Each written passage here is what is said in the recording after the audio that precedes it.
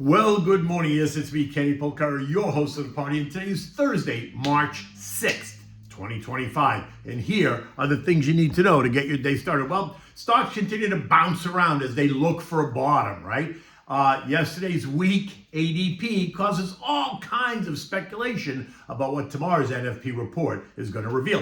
Bond yields rise, oil declines, and gold, well, that's kind of at a breaking point.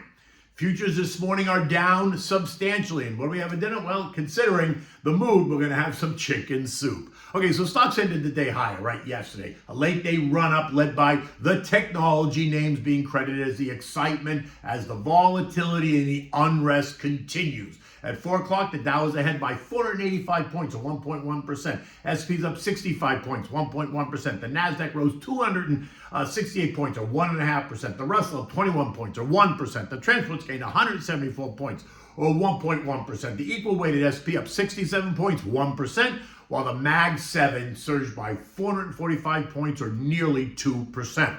Now, yes, it was all about the Trump speech and about the tariffs and about Doge and about the Russia-Ukraine war, but it was also about yesterday's economic data. They all jumped on the ADP report that many suggested was a disappointment. We only created 77,000 new jobs versus the expected 140.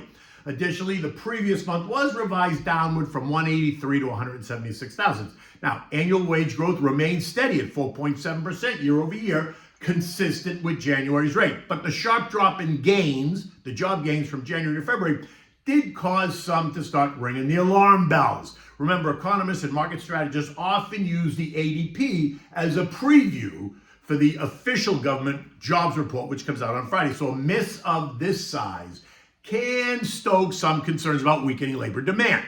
However, the ADP report, while influential, isn't perfectly correlated with the non-farm payroll report. Historically, ADP can diverge from the NFP report due to differences in methodology. ADP relies on payroll data from over 25 million employees, while NFP surveys a broader sample, including government jobs. ADP sometimes overstates or understates the slowdowns, likely exaggerating the labor market slowdown. It has no correlation with the NFP in certain cases. Now, February's low number could also reflect seasonality, policy uncertainty, think tariffs and the Doge cuts, or sector-specific weakness. Trade, transportation, healthcare, education, and information all saw job losses last month, right? Now, on the flip side, 77,000 jobs is not a collapse. It's still growth. It's just slower than anticipated. Now, context here matters. If the economy is cooling intentionally, say due to the Federal Reserve policy or adjusting to external shocks like tariffs or spending cuts, then this might not be a shock because it is intentional. Now, ADP's chief economist, Nella Richardson, actually put it this way, and it was pretty clear. Policy uncertainty and a slowdown in consumer spending might have led to layoffs or a slowdown in hiring. And this suggests it could be a rational employer response rather than an all-out disaster, right? I'm just saying. So you have to ask, was it really disappointing? Well, I guess we're going to find out tomorrow when we get the February non-farm payroll report, which is expected to show an increase of 160,000 new jobs. So understand that it wasn't negative growth, and ADP's track record isn't flawless for predicting broader trends. We need the NFP report to see if this is just a blip or if it's a longer-term signal. So for now, I'm not lighting my hair on fire. Why? Because the other data points that came out yesterday suggested strength. Services PMIs both ended in expansionary territory. Factory orders were strong at plus 1.7%. Durable goods orders up 3.2%. Now, I've been long saying that I think inflation is going to be the issue this year, not tariffs. And yesterday, the prices paid component of the ISM Services Index rose to 62.6, up from 60.4. And that suggests that higher labor costs will most likely now be passed on to the consumer. Now, that's the second month in a row that prices paid has risen. It's the third month in a row that we saw PPI rise. It's the first month that we saw CPI rise. So I'm just saying, prices seem to be going up a little bit. Now, today we're going to get the challenge of job cuts, initial jobless claims, expectations of 233,000 initial cuts. Last month it was 242, so that would be lower. along with continuing claims of 1.87 million, up from 1.86 million. And while these don't usually create havoc, if the numbers veer substantially away from the expectation, expect the algos to overreact. The real read is tomorrow's non-farm payroll report, so you can feel the tension in the air. Expect all kinds of pregame analysis today and then real-time analysis at 8:30 a.m. tomorrow. In any event, like I said yesterday, maybe the correction is upon us, and that would not necessarily be a bad thing. Prices have gotten stretched, and if we are intentionally trying to slow the economy, then prices should reset. On Tuesday, we tested the long-term trendline support on the S&P down at 57.28. We actually traded down to 57.32, 5 or 6 points away. And then yesterday, we bounced and we ended the day at 58.42. This morning, futures are getting smashed again, despite a tariff reprieve on the auto industry between the U.S., Mexico, and Canada. We're about to test trendline support again, down at 57.28. U.S. futures this morning are down in a big way, and the VIX is up in a big way, currently up 8.5%, as an early morning trade. The 1% gains that we saw in the indexes yesterday are now the 1% losses that we're seeing today. Dow futures were down 420 points, SPs were down 68, the NASDAQ was down 275 points, while the Russell was down 24 points. The VIX is trading at 23.76. Yesterday's high was 24.71, and Tuesday's high was 26.35. Both levels to watch. As we pierce those levels, expect more downward pressure on stocks, because as we pierce them, that will suggest that people are getting even more fearful.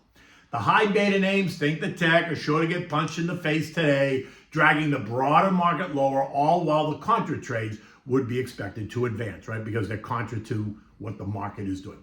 Now, bond yields are higher. The 10 years up 2 basis points, yielding 4.3%. The 2 years at yielding 4%. Both remain well below the most recent highs of 4.6 and 4.3 respectively, but are up from their recent lows last week of 4.13 and 3.85%. Yesterday, oil collapsed, again falling $1.90 or 2.7% to end the day at 66.39, but not before piercing 66 to test as low as 65.22. And this morning it's down 9 cents at 66.30. Now, I identified $66 as a level that we should at least test, and we are testing it right now. And if we fail to hold here, and $64 is right in the bullseye. And before you go and say, this is a disaster, remember, this is what he campaigned on. He was going to bring oil prices down. That's not a bad thing. None of this should surprise anybody. Not only did he tell us to expect lower prices, guess what? The charts also suggested lower prices. And lower oil prices are good for the economy, good for inflation, good for demand, and good for us to refill the empty strategic petroleum reserve that the Bidens depleted. So that's just another reason not to light your hair on fire, right? That's not bad news.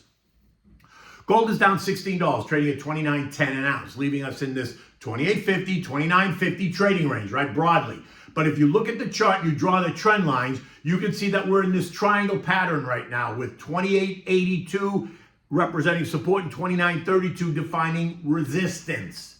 So once again, gold is either going to break out or break down as we move deeper into the triangle. Now, if the non-farm payroll report is weak or soft and disappointing, then that could spark a rally in gold as it heightens the fear of a slowdown.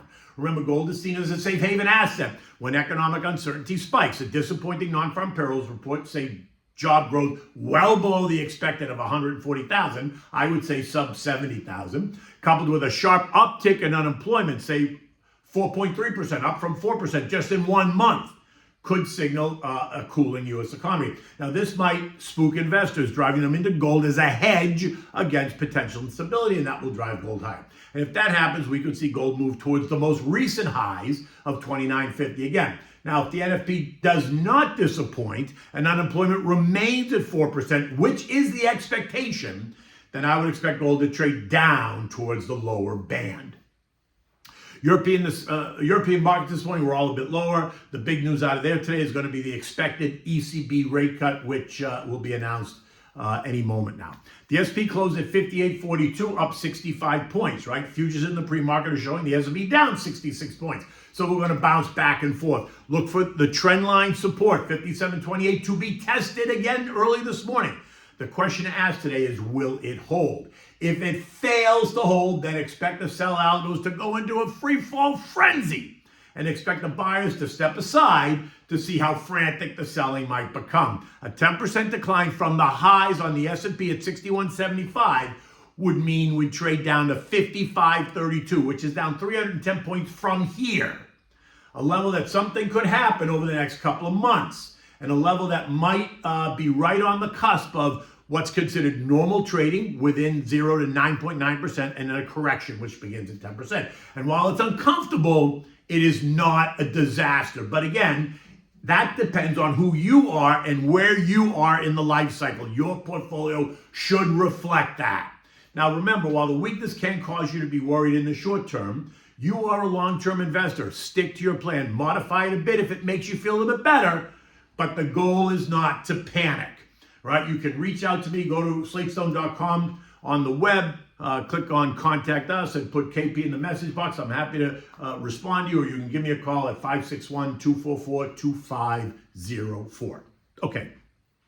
Well, it's an uncomfortable day, right? It's a little bit nerve-wracking. So what do we do when we don't feel good, right? Your mother always suggests have some chicken soup, right? Because it's just good for you. So today, I'm going right for the chicken soup because it feels like that kind of day. So for this, the way I make it, 2 large breasts on the bone, some thighs on the bone, onion, carrot, celery, water, a package of chicken bouillon, a thing of chicken bouillon, and salt and pepper. Beans are optional, but if you're going to use them, I would use either cannelloni or chichi beans, but you don't put those in until the end. Now, rinse the chicken pieces, place them in the pot, fill it with water, add the chopped veggies, season it with salt and pepper, add the bouillon cube, and bring it all to a boil. Once it boils, turn the heat to medium, low, and then let it simmer for about an hour and a half. As it starts to simmer, you got to add a little bit more water every once in a while, so just beware. After that, you're going to turn the heat off, remove the meat, allow it to cool a little bit. This is where you might add in the beans of your choice if you want. When it's cool, when the chicken is cool, remove the skin and debone the chicken, slice it into chunky pieces or shred it apart, and then put it back in the soup. Now, place the pot in the fridge, allow it to cool overnight. The fat from the chicken is going to rise to the top and form like this skin on the top of the soup. When you take it out of the fridge the next day, you're going to take the fat off with a spoon and just throw it away. You're going to reheat it and serve it along with either rice or elbow macaroni. You want to have plenty of fresh grated Parmigiana cheese to put on your chicken soup. Look, I always do that because I think it's great. Some people don't. I do because I think it's wonderful. In any event, it is a beautiful day here in South Florida. I'm hoping that we're going to see some stability in the markets. But if we don't, we don't. Until tomorrow, take good care.